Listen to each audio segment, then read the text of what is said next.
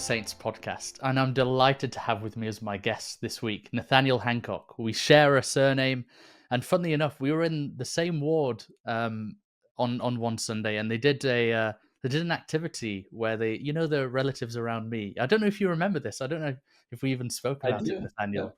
You do. So in the whole ward, everyone else was related, and the only person in the whole ward I was related to was you, and we happened to share the same name as well. I think we were like 17th cousins or something. I don't know, That was but funny. We didn't even know where we were, because we just traveled from the States and we're still dealing with jet lag, but it was a great Sunday otherwise. So yes, that was your first Sunday in the UK, wasn't it? it was. Um, right. So anyway, thanks for coming on the show. Let's get straight into this. I want to open with a quote from one of my favorite conference talks. It really helped me. It's about finding spiritual confidence, approaching the throne of God with confidence by Elder Klebengat. I'm going to read a paragraph of that talk, annoyingly for our listeners, because they want to hear you. But I want to get your reflections on it, because I think it's really interesting and it's always stood out to me. So let's go for it. His second rule for spiritual confidence: take responsibility for your own physical well-being. Your soul consists of your body and spirit. Feeding the soul while neglecting the body, which is a temple, usually leads to spiritual dissonance and lowered self-esteem. If you're out of shape, if you're uncomfortable in your own body and can do something about it, then do it. Elder Russell M. Nelson has taught that we should, quote, regard our body as a temple of our very own, and that we should control our diet and exercise for physical fitness. President Boyd K. Packer has taught that, quote, our spirit and our body are combined in such a way that our body becomes an instrument of our mind and the foundation of our character, end quote. Therefore, please use good judgment in what and especially how much you eat, and regularly give your body the exercise it needs and deserves. If you're physically able, decide today to be the master of your own house and begin a regular long-term exercise program suited to your abilities, combined with a healthier diet. Spiritual confidence increases when your spirit, with the help of the Savior, is truly in charge of your natural man or woman. I would love for you to just react, respond to that. So I'm very chuffed that you brought that up. This I don't speak a lot of British, but I'm trying to start. I feel like my entire, like, that quote touches me to my core, because from my youngest ages, I felt this need. I had a lot of energy, right? As a little boy, I had a lot of energy. I remember running my first, 5K race at 9 years old. I actually remember my time. Like, it was it was like 1954, and I remember just feeling like this is amazing, But throughout my life, I thought to myself how challenging all the signals we have in our body that are continually telling us, I'm hungry, I'm lustful, I'm lazy, or I'm feeling selfish, that I don't want to do anything or help anybody right now. And the concept of being able to leverage physical training and nutrition in such a way to help us begin to shape our own self-image in order to be more useful to our family, to our friends, to our ward, to our communities, is just something that just hit me at a young age, and it really felt like a need, where I felt like it wasn't just, oh, this would be nice if I were faster than other people or something. It wasn't as much, I think, coming from a competitive place, even though certainly that's been part of my life, right? To want to be first in bodybuilding, or first in running, or first in football or soccer, but rather I want to feel like I actually live mind over matter, right? And I say this, I say this as a hypocrite, of course, as we all are, from one standpoint, going, there have been many times in my life when I have failed to master myself, right? When I've said things I wish I had not said, when I've been less than Christ-like towards somebody whom I love deeply, or I've stuck my foot in my mouth or whatever, but I know, and this sounds maybe funny to folks to like bear my testimony of training, I know that my use of the gym or the road, if it was running, whatever portion of my life we're talking about in terms of training, I know that using that laboratory where I could control the variables and turn up the heat as much as I decide, has been a significant tool to help, Nathaniel be more of a Christ-like being. And so from that standpoint, I actually don't really understand life without it, and that might sound crazy to somebody who never trains and doesn't have any desire to, but for me, when I'm consistently pushing it hard and trying to work towards a goal, I feel like the Lord is helping me appreciate this gift he's given me. It's not the slightest bit like guilt driven. It's not saying, oh, because I, had this cookie or this cake last night, I better burn up. No, I don't think that way at all at this point in my life. I do think what a gift to be, going on 47 and feeling like I'm still able to do these things that I love in the gym with weights. Hmm. It's interesting, Nathaniel, hearing you speak reminds me of an experience I had. Now, bear in mind, I'm not the strongest physically or anything like that. But on another podcast I work on, we were doing some shoots with the company Gymshark at some events that they had. And therefore, we had this kind of slate of recordings with bodybuilders and people who had won Mr. Olympia and all, really elite level people in that arena. And a common theme throughout all of their careers was body dysmorphia and constantly not feeling enough. And it was almost like that insecurity was driving them. Even though they were better physically than 99% of people, there was still kind of a look in the mirror and feeling sick about how you looked, or perfectionism in that regard. And so I'm just wondering, has having the added benefit of the gospel lens enabled you to view these kind of competitive athletic feats, powerlifting and things in a different, more healthier light? Absolutely. So, I won't tell my whole physical history, but I I know what it's like to be as dedicated as high level athletes, right? For not just days or weeks or months, but many years in a row, um, and yet to do that within the framework of my hierarchy of values, right? So when I was an undergraduate at Brigham Young University, I had played soccer or football at Utah State University in 1996. I was a missionary in Paris, France for 2 years, and when I came back, I transferred to Brigham Young University, and I was cut from the soccer team. Great team, and I'm sure it was the right choice for the team. It obviously hurt. It cut me to the soul because I felt like, I guess my football dreams are over, right? I could do intramurals and whatever, but I felt like I'd never have the opportunity that I had before to keep feeling like I was pushing my level higher and higher. And again, being the type of person who really needs a challenge and to keep growing and pushing and learning, um, I went back to another passion that I'd had in high school, which was training with weights. And I started studying the science of it more. I started pushing it more and more. And pretty soon I was being told by people, you could be very competitive. You could do well at the Mr. Utah event. And I listened to them. I competed. I won the lightweight Mr. Utah in 2000 and then 10th place at Mr. USA in 2001. But I tell you this, not to highlight those wins, but rather to tell you that I knew in my soul that I could not dedicate my life to the sport of bodybuilding because it was a 24/7 almost, I mean, a 24/7 endeavor in terms of especially the nutritional aspects. And at this time I was thinking about what career am I going to do? Who am I going to marry? Attempting to date while I'm like, taking girls out and drinking a Diet Coke while she's having dinner and then going back home and having my can of tuna. Like, just didn't make any sense. I really did these things. Like, it sounds crazy. I did that, which is why I was still single when I met my wife in grad school.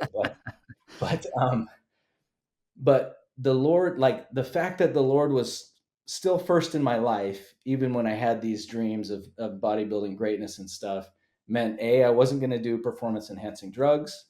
And I found out very quickly, you know, as I went to the national level, that you're not going to go far in untested bodybuilding if you're not using performance enhancing drugs. And then Right. secondly, I just felt the spiritual, you know, prompting that you are not going to be able to fulfill what the Lord, wants you to in your life if your tent, so to speak, is pointed towards bodybuilding. And so I was grateful for the lessons I learned from it, but it wasn't that difficult for me to pivot later on. I went back to football, and then I went back to running. And after my last marathon, I found powerlifting, and that has been a godsend to me. So flipping the coin from how the gospel helped you with powerlifting and your sport endeavors, I want to go the other way and say you've got into powerlifting now. How did powerlifting shape you spiritually and in your personal development in other ways? So I have many faults, as I mentioned, but I'd like to think that a strength is that I'm a very obedient husband, right? And obviously, you'd have to ask my wife Felicity that, but she we had three boys in diapers. This is true when we lived in Germany in from 2010 to 2013, and I was training all the time for a marathon, and ended up in the hospital after mile 20 of the Mannheim Marathon in 2011. Wow. And I needed closure, so I still did my own marathon alone 2 weeks later to close that amazing year of training. But my wife, gently but firmly, as I recall, told me, you know, it's time to switch sport focus.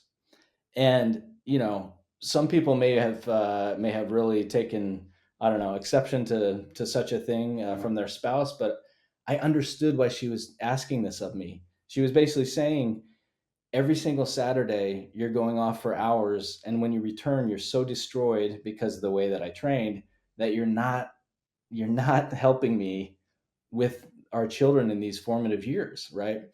And so as I said to myself, I miss muscle. I miss training with weights. I can pivot back, but recognizing I can't compete in bodybuilding with all the needs that I have in my life.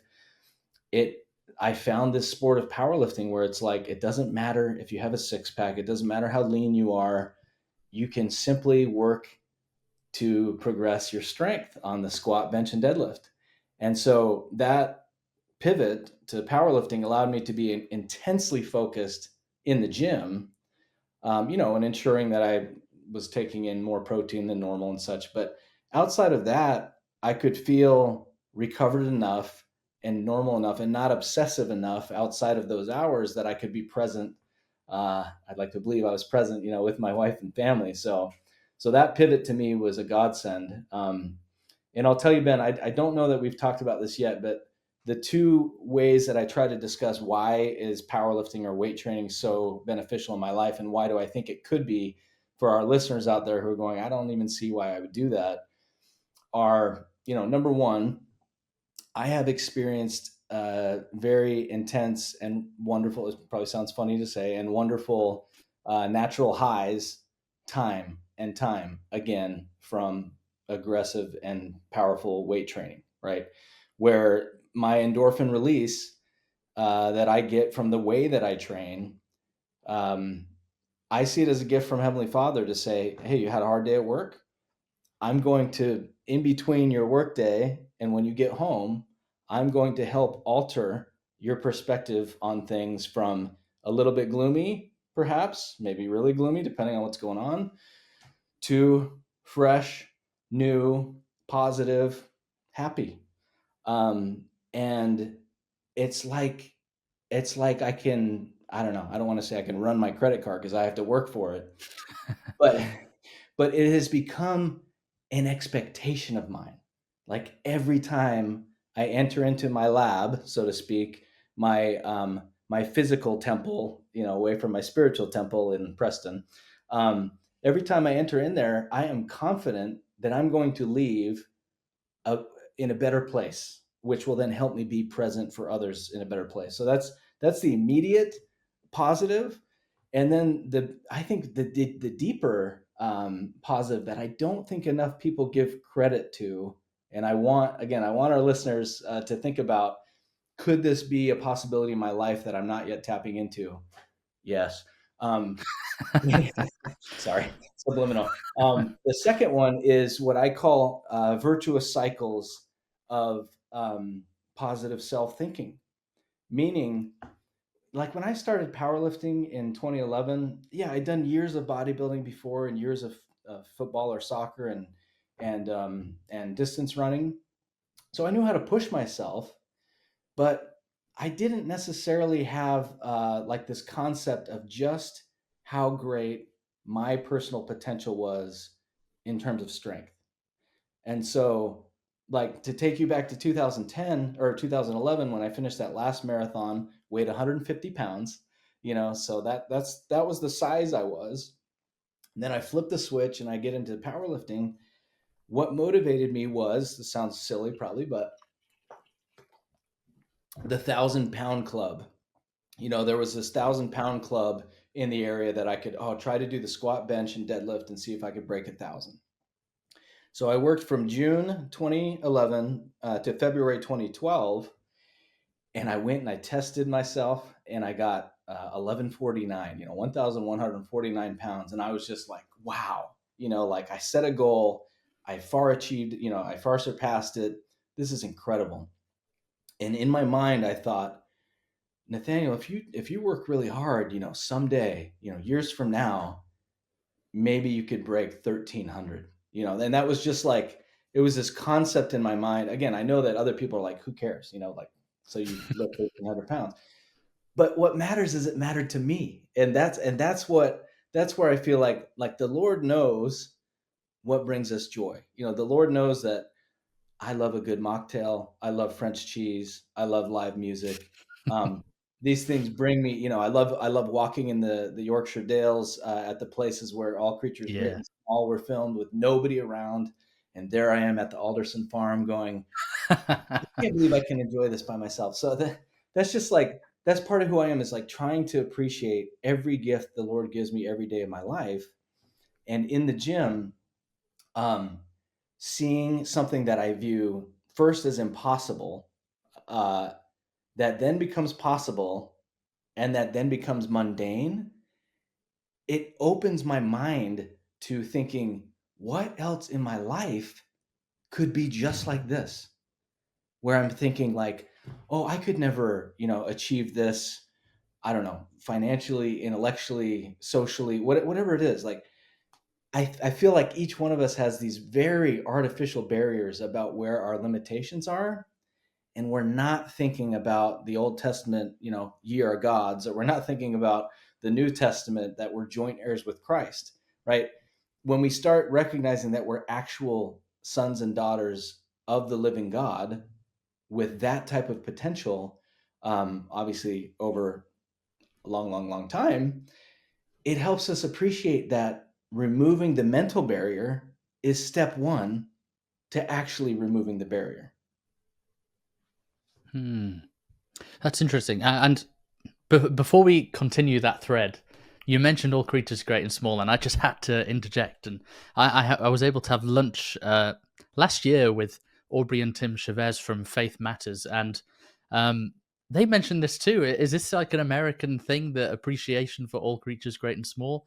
They had this pilgrimage to Yorkshire as well to go and view that, and I was like, what is this, where every person from America that I meet has this thing with All Creatures Great and Small? Well, it's funny. I'd never seen it before I moved here, but my parents were into it. Right. My parents live in Springville, Utah. My father teaches political philosophy at Brigham Young University, and as I touch base with them, they're like, oh, you must see All Creatures Great and Small. And I have a cousin who lives down in Newmarket by Cambridge, and he and his wife were some of the first ones to tell me about it. They're saying, oh, have you been to Thirst? To visit the Harriet Thirst, Museum? yeah. Yeah. So And now I have, but I knew nothing about it. But I'm so grateful for especially the new 2020 series on Channel 5, because my daughter, who's 11 years old, this is like the only thing that she wants to watch that I want to watch. So it's our special like father-daughter thing right before bed. She'll come cuddle me and we'll watch 10, 15 minutes of an episode. And it's something that I look forward to every day of my life. So That's so cute. That's so cute. And if you're a fellow American watching this and you're also into All Creatures Great and Small, let us know in the comments. Why not? But anyway, back to what you were saying. Something that I wanted to ask you about, and especially based on this kind of opening the barriers of what is possible for you. The powerlifting. I mean, I've seen your photos of when you're competing and the kind of the distress that it looks like, and the nosebleeds that you sometimes will get, and I'm thinking, why put yourself through the discomfort? And is there power you found in this sort of discomfort to pushing you to more? absolutely. So great, great, deep power. And I'm gonna attempt to convey what I experience, and that I know that maybe many people have not experienced, or I'm hoping that it's relatable, right? But I'll just state that, and I don't want this to come off as sacrilegious or blasphemous in any way. But to me, like, think about it. When we think about the Savior's atonement, when we think about bleeding from every pore, and we think about I will never forget, on my mission, somebody passed me the April 1985 talk from Elder Maxwell, Willing to Submit. Hmm. And I'll just say right now, if you don't get anything else from this episode, if you hear about this talk and read or listen to this talk, I feel like this episode will have been worthwhile. And I'm not even kidding. Like, I have read this talk so many times in my life. I've had many challenges in my life, and I still do. And I'm a crier, so I apologize, because I know some of you are not into that. But um, the Lord, through Elder Maxwell in this talk, taught me very clearly something that I'll never forget, which is like the pinnacle of the talk is a simple line that says, he's talking about the Savior asking for the cup to be removed from him. And Elder Maxwell says simply, I love how he puts it, Jesus' request was not theater. In this extremity did he perchance hope for a rescuing ram in the thicket? I do not know. His suffering, as it were, enormity multiplied by infinity, evoked his later soul cry on the cross, a cry of forsakenness. Even so, Jesus maintained this sublime submissiveness as he had in Gethsemane. Nevertheless, not as I will, but as thou wilt. when the Son of Man, when he descended below all things, it was so, so much worse than he had ever experienced physically. Obviously, he knew what he was signed up for, but he had yet to experience it until that moment. And again, this sounds probably crazy to some people, but it makes sense to me. The things that I have done in the gym are, for seconds, sometimes excruciating, right? Um, but they make me appreciate the fact that the Lord will help me overcome. Again, I'm not saying to take on weights that you're not capable of and whatever, but I'm saying, and also that you can truly block out everything, and I mean 100% of your life and your world for those intense seconds. So that's where, again, I'm not trying to call the gym the Lord's house, right? Ronnie Coleman's house is different than the Lord's house. Right. But but it is sacred space to me, in that I have had many moments alone in the gym, training exceptionally hard with safeties, don't worry, and feeling like I'm getting a glimpse of how even very difficult things can be overcome. And I need that in my life. I need to feel like I can do hard things, and I need to remind myself of that. I need physical reminders in addition to spiritual reminders in my life. Maybe some of you out there are like, I don't need a physical reminder. That's fine, but in my life, it has been a godsend to understand that I can, at my peak, a year and a half ago, I can have 675 pounds on my 45-year-old body, who's never done drugs, and bring it down and somehow emerge victorious, right? And we all know that the heaviest weights of trials of life feel like more than 675 pounds. But anyway, so to me, it helps me go to a place where everything is quiet. Um, Dave Tate of Elite FTS calls it into the void, as you clear your mind and you simply do what you have automated thousands and thousands of times, in cold weather and warm weather, in my case, on many continents, and alone or surrounded by people cheering me on. It doesn't matter. 600 pounds is always 600 pounds. This is an area, especially with its kind of gospel connections, that may seem unobvious at first, but there are links to it, and there are things that you can tie to it. This kind of simulated discomfort, in a sense of that's essentially, in a spiritual way, what you're talking about there is kind of simulated discomfort. I'm voluntarily causing this discomfort to myself because it enables me to see that I can overcome discomfort and grow to more. That's a very fundamental, there's so much more to it, but just that essence of we can push ourselves, and sometimes we're compelled not by choice to go through discomfort, and sometimes we can build resilience voluntarily to that. And it's like, this is no different to things that we can do spiritually as well. And it's fascinating to me to see that side, because I'm not like a gym guy. I'm not that kind of person. I'm not a thrill seeker. I don't like roller coasters. I would much prefer a walk and a book or something. That's me. And yet I know that there are ways to build physical strength, and it's very important to do so. And equally, there are things that are connected to it to build spiritual strength. And what is spiritual strength, and why is it important? And does it take discomfort in the same way to build spiritual resilience? And I would say definitely. I would say definitely there is that same process of building physical strength applies to building spiritual strength. But you're much more qualified in this. Would you agree with that? I The don't know link that between physical strength and spiritual strength?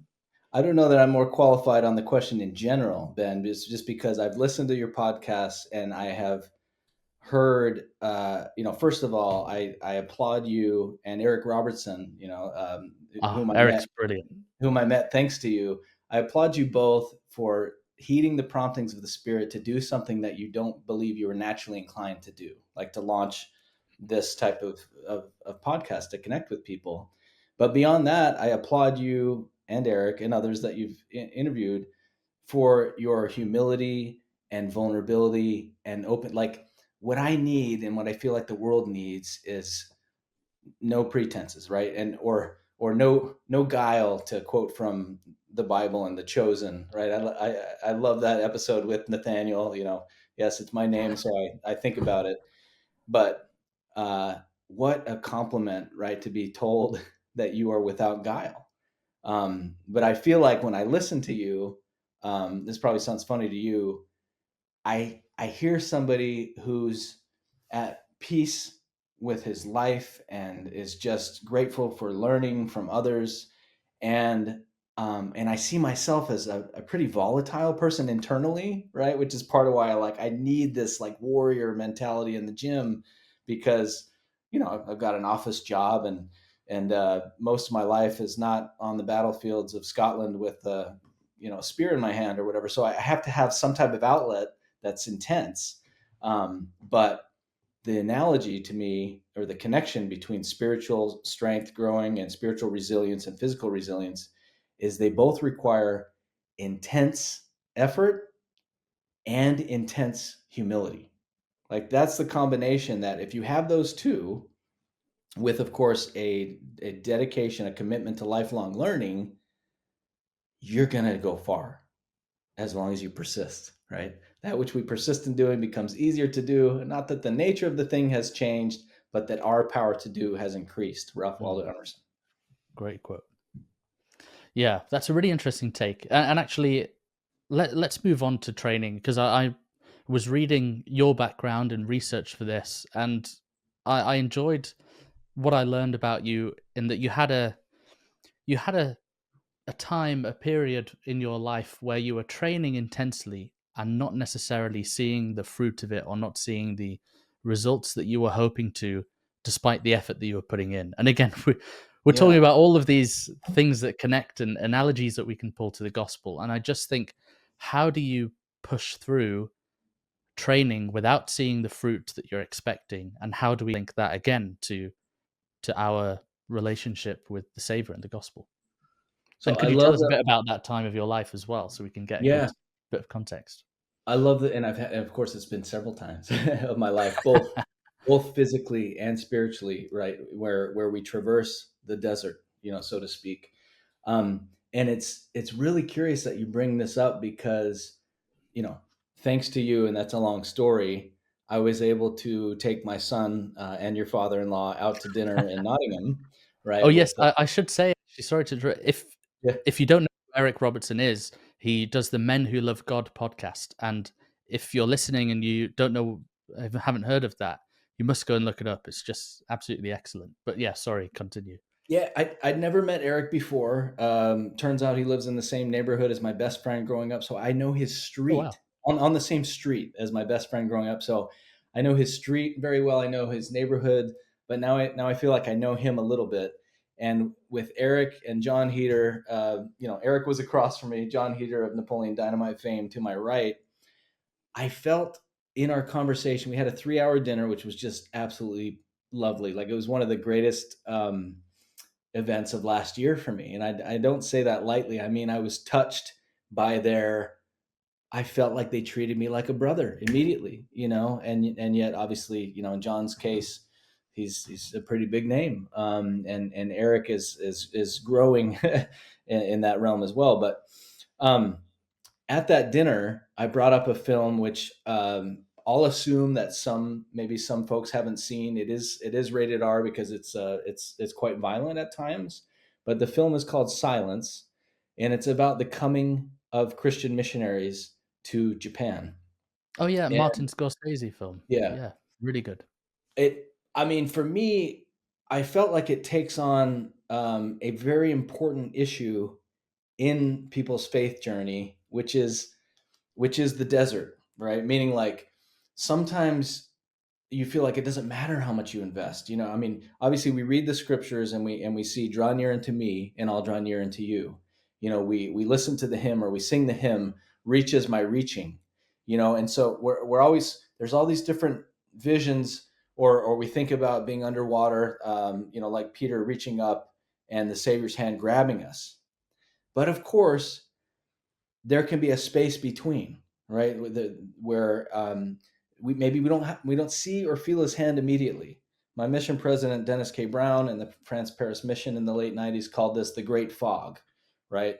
And others have called it other terms, but for me, this principle of the silence is a hard and a true principle of, what are we going to do during our quote unquote Job time? What are we going to do when we're in Liberty Jail and they're feeding us human flesh and we can't stand up straight and it's dank and it's cold and we realize that our wife and kids are being persecuted while we're stuck in a jail, and we're asking God where the pavilion is. So obviously in my spiritual life, I'd say the weight is a lot heavier and harder when I've gone through those deserts. In my physical life in the gym, yeah. So there was a period of 2 full years where I'm training 4 times a week, sometimes up to 3 hours a session. I do have long rest periods for those of you who are like, how do you train for that long rest periods in between? But I'm pushing it so hard and doing everything in my power to grow, in this case, my bench press. And it took me 2 years to go up 5 pounds, right? And some would see that as like, what are you doing? Like, you're wasting your time, you're wasting your life. And I'm grateful that you told me about interviewing Ben Carr, who, I was aware of who he was, but I hadn't listened to any podcasts of his. And so on the way back from my gym today, I listened to him and was so inspired. Like, I was amazed at how effective, like, his constant teaching in this other podcast I listened to was on all these principles that I fully embrace and believe in. And he was so generous and loving that I'm like, man, I like this guy. I want to meet this guy, So anyway, hats off to you for picking awesome people. So I'm sure a lot of you probably remember, if you're members of the Church of Jesus Christ of Latter-day Saints. If you're not, you can look them up. President Thomas S. Monson, and others have talked about finding joy in the journey, right? We have people in professional sports in the NBA who talk about, and other sports now, of course, who talk about trust the process, right? And then General Conference talks about, like, don't jump out of the good ship Zion when the waters are shaken. Like, that's when you really need to hang on.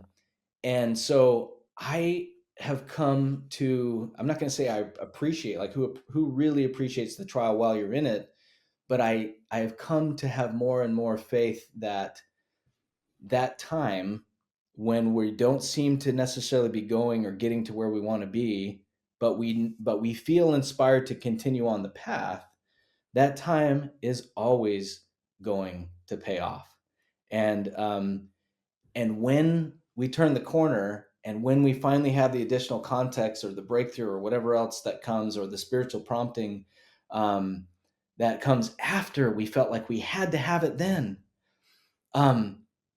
we have this kind of, like, we can have this spiritual feeling of the Lord's hand around us, just being like, I knew I had the context you didn't have. Like, I love you and know you more than you love and know yourself. And now you see this much more why that is, looking back. And so it's like, as you experience that again and again and again in life, you become more comfortable with being uncomfortable.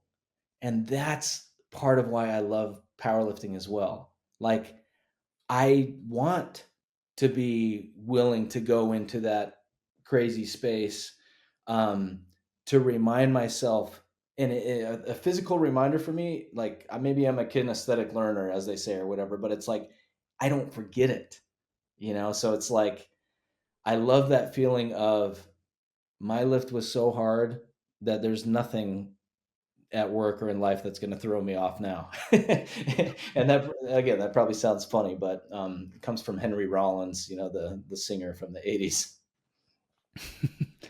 So you've kind of, this idea of the great fog and how to get through that is amazing. I absolutely love it, and I really resonate with that, actually. And then there's the kind of, a bit further down the path of that is the response to failure. And I read an article of yours where you kind of explained, like, if you look at my past, you would see kind of a few opportunities where I failed, frankly, and I failed to win this competition or failed with this brand deal, and it was quite profound as you kind of reframed that into saying, here's why I feel like I've been a success despite these things. And I'm just wondering where that comes from, and your advice for people from your experiences of, like, yeah, I've worked so hard for this, I've failed, but on to the next thing. You know what I mean? On to the next Yeah. competition or whatever. So I was blessed to take a class at the University of Cambridge last May called People and Organizational Effectiveness, during which, there were 3 different speakers, and Kath Bishop was, I think, the second speaker, who was talking about leaders, compassionate leadership. And she, at the end of the class, I do this sometimes, I find out that she's written a book, recently called The Long Win. So Kath happens to be a former silver medalist in rowing at the Olympic Games, over 2 decades ago. So I purchased this book, and yes, I have her sign it because I'm a cheesy guy. But but the concept of the book really, like, she takes you through, and I feel like Kath and I, obviously very different people. I'm American, she's British. I'm a man, she's a woman. Whatever. I'm a member of the church, she's not. But these are like, that's not what matters. We speak the same language in terms of absolute dedication to our craft, right? Where I know that she sacrificed much, getting up early, pushing her body to the max, eating what she needed to, and not doing other fun things that she could have been doing while she was training for the Olympics all those years, only to, by fractions of a second, if I recall, miss the gold medal, right? And then have the rest of her life, as you can appreciate, to consider, what does that mean? How do I frame my experience of the investment, what I put on the altar, what Kath did to try to be the British champion in rowing, versus I'm always a second best silver medalist, right? And what I really appreciate from her book is the concept of, so The Long Win is all about, like, is it that moment and that medal that defines your greatness and your glory and your achievement? Or is it the person that you have become because of the way that you dedicated yourself to your craft? And that's kind of more the question of, like, the long win. So when I think about, let's say, my powerlifting exploits, again, almost nobody on this earth, and I'm not really exaggerating, like maybe 3 of my Instagram friends or something, but other than those 3, nobody cares that I bench pressed 480 pounds in the gym as a normal dad who's never taken drugs. Nobody cares that that's more than The Rock, Dwayne Johnson, has ever benched. Nice. Nobody cares that my squat was 65 pounds more than Schwarzenegger ever did, right? But I know that I don't train. Yes, it's nice to win, and you want to win, and you pursue winning, but I don't train first and foremost for those accolades, which I know, of course, are fleeting, like, so fast. I went to the World Championships in Sheffield for powerlifting a couple weeks ago, and the names that everybody's talking about today are totally different from the ones 2 or 3 years ago. And where everybody's, like, quote unquote, worshiping the people on the altar at that time. And now and that's just how it's going to be.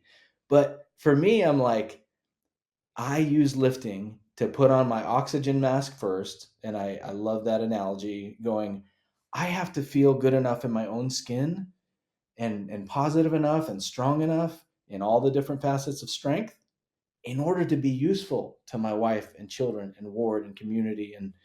And so for me, that's where I'm winning. Even if I only reached second best in the world ever for my weight and age, right? Like, there was this guy in Germany, Conrad Burkhardt, the same year, who, he had a bigger deadlift. We had the same squat, the same bench, but there he is in Germany. And that little dream of mine, felt like it went up in smoke, but it's okay. Like, I can keep pursuing this for other reasons. Mm-hmm. I love that kind of making it authentic for yourself, the reason why you're doing it. And once you figure that out, really, then you kind of become resistant to kind of what other people think of you. You become really at peace with it and saying, I'm enjoying the process. And I mean, that's one of those lessons that is so prevalent of, like, there's that quote, you've already, I think my boss said it first, I don't even know, but you've already achieved goals that you said would make you happy. And just pondering on that and thinking, you achieve a goal and then you kind of had this moment of celebration, and then you're like, that's no longer fulfilling me 5 minutes later. What's Yeah. next? And it is Oh yeah. this very much like it's the process and it's the journey. And when you realize that, you can be so much more authentic, and everything becomes correct in perception, and you're able to see things with greater clarity. I mean, I had this in a gospel sense, and I think I talked about this on another show, where with my kind of autoimmune issues, chronic illness issues of the last whatever months, I was faced with the kind of going to church with, and it's quite funny really, but I had this, I couldn't wear a suit. It was just too painful for me, which sounds crazy. And so I had to face this question of, do I go to church in a t-shirt or a sports shirt like I'm wearing here? And we all can admit, like, I'm hoping that it's not just me, but we can all admit that there's a bit of keeping up appearances when we go to church. You want to wear your nice Oh yeah. suit, you want to wear your nice dress, you want to look good and stuff, and that's not, that's not the main thing, but there's a small, tiny, minuscule aspect of that. And so for me, going to church in a t-shirt, I just felt so embarrassed, and I didn't end up going on a t-shirt. I had like a jumper on, but nonetheless, I was very casual and clearly casual.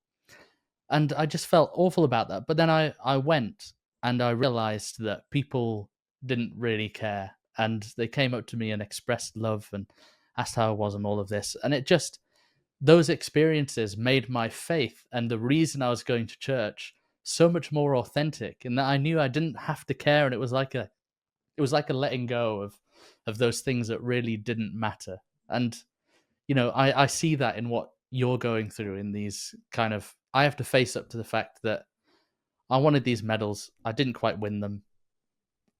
That's fine. You know what I mean? Like, it makes me question, do I really enjoy powerlifting and the process of training and building up strength and resilience and all of these other philosophical things when I'm at the end of my tether after a difficult work day and I get to go to the gym? Like, I just love that kind of finding your authentic reasons for loving something.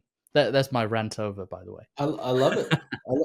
For whatever reason, it brought me back to Friday night. I was in the Royal Hall in Harrogate at the Classic Rock Show, right? Nice. Which was a fascinating event because they define classic rock quite broadly, and so they'll go from U2, where the streets have no name, to AC/DC Hell's Bells, right? But I'm a little bit more on the U2 side of that equation, but I bring it up because there's this guitarist. I mean, they were all incredible. There's this guitarist that I'm sitting there going, this guy is as good as any that I've ever seen. I can't define, and certainly I don't play, so I don't have the same ear or whatever, but I appreciate music and have my whole life. And I owned 600 CDs when I married my wife. So just listening to him and seeing his joy on stage, the thought came to me, does he feel like a success that he's in the cover band as opposed to some Mm, enormous name that the whole world knows and like everybody worships him or whatever?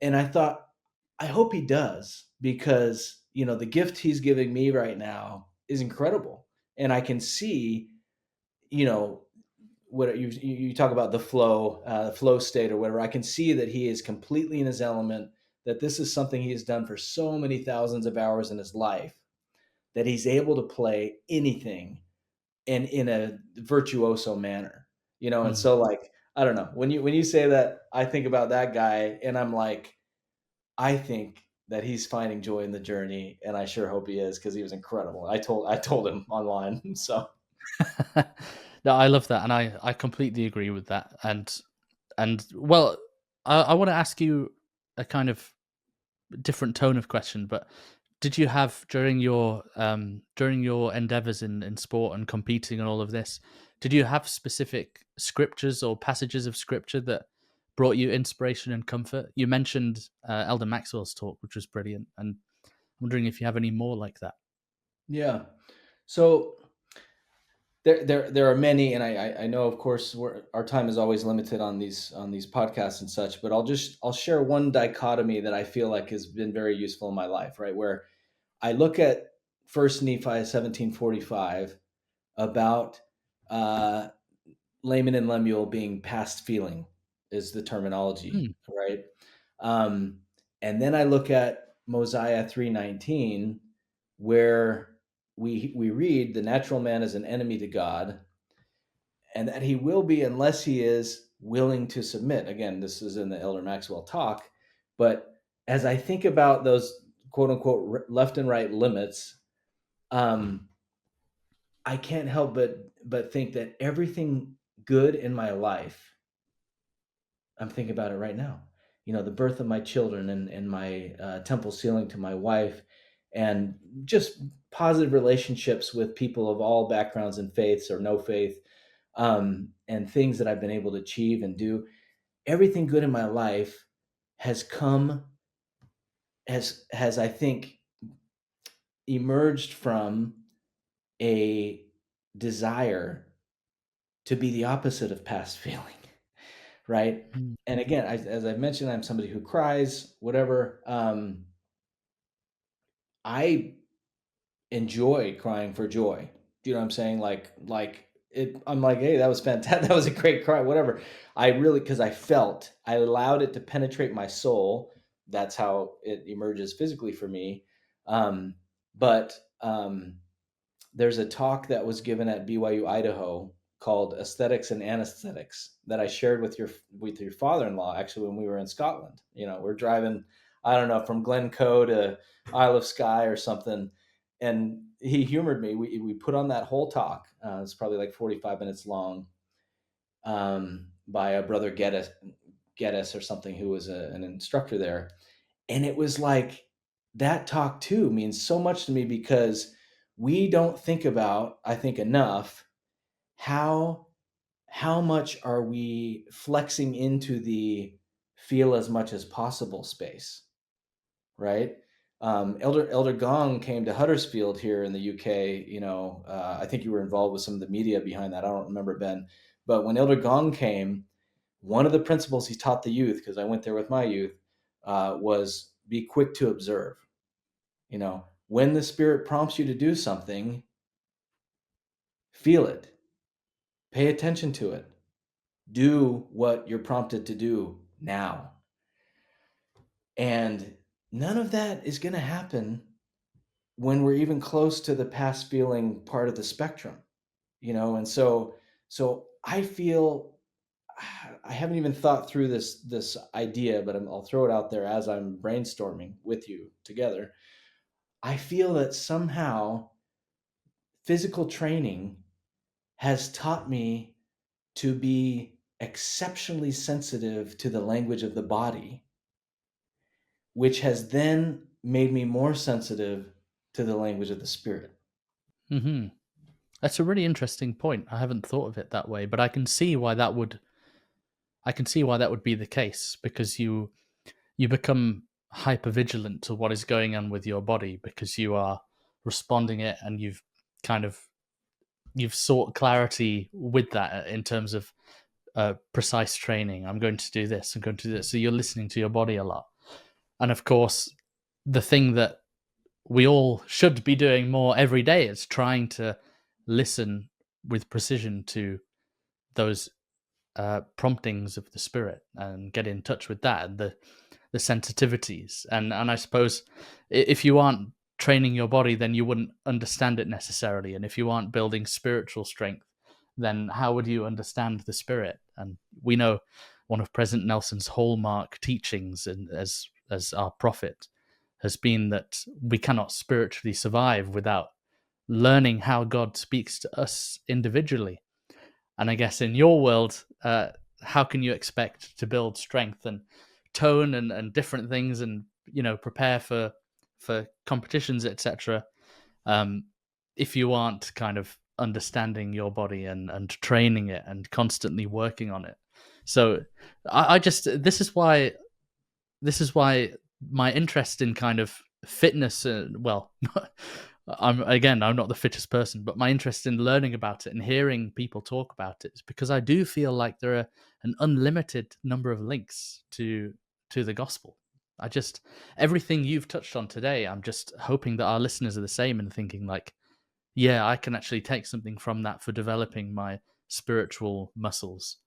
And I guess that's why I find these kind of conversations, like with you and Ben Care, so fascinating to talk to, because I end up learning so much wisdom from it. And I think there is a kind of pushing your body to sometimes extreme and intense situations. There is kind of profound things that you learn from that. And I guess I'm not the kind of person who does that very often, but but I have done in the past. I don't want anyone to think that I'm just really lazy, but yeah, I do love that. You've mentioned President Nelson and some of his focus areas, and of course, let God prevail and hear Him are things that he's stated so many times to us. As you know, Ben, like the scripture that says, "If our eye be single, our whole being will be filled with light," right? And we also read in the scriptures that really it's through the Spirit that we can see things as they really are, right? And in the world of physical training, I feel like there's something about having that. And this again, I don't want this to come off the wrong way to people, but I'm not saying have your eye single to your goal, right? Is somehow like, wow, you're going to be spiritually blessed or whatever. But I'll just tell you that having the type of persistent devotion to seeing what this gift Heavenly Father has given me is capable of has helped me to feel more in control of, again, my volatile inner passions, and also to appreciate that when I can turn my tent towards the Savior in my life, that I receive all the power. I'm not saying this right.